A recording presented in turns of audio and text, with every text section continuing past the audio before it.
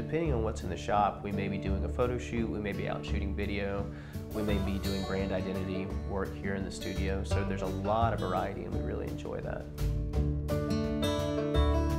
So I grew up in North Carolina and I went to school at the University of North Carolina. And after that I went to graduate school, or graduate studies in Atlanta for design. And while I was there, there was a competition among the school to see basically who would win an internship at Pentagram in New York under Michael Beirut. And I was somehow lucky enough to win the internship.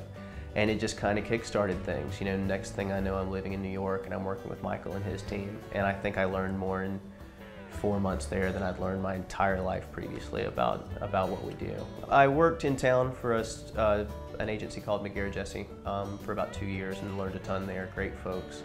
And it just got to the point where I started working on side projects that I was excited about or passionate about.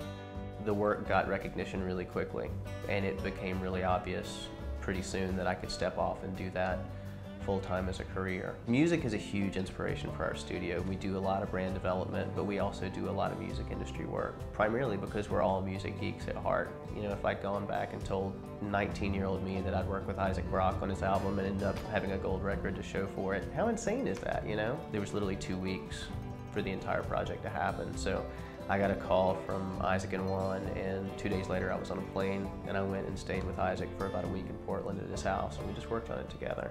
So it's a bit of a circus, depending on what's in the shop. You know, we may be working on big brand development for, you know, places like Hasbro or Pabst Brewing, but then we also work on a lot of small startups, folks like Frank, Austin Beer Works. We basically made this list of what beer looks like, right? So dogs, bicycles, streams, cascading hops, mountains. We just made this gigantic list, and then one by one we went through and crossed all those off. And then we talked about who they really were as a culture and as a brand and as brewers. And those things we use as the building blocks to eventually get to these beer cans that don't look like anything else on the shelf. And you know, you can recognize them quickly across a bar or across a football field. And it's been phenomenally successful for them.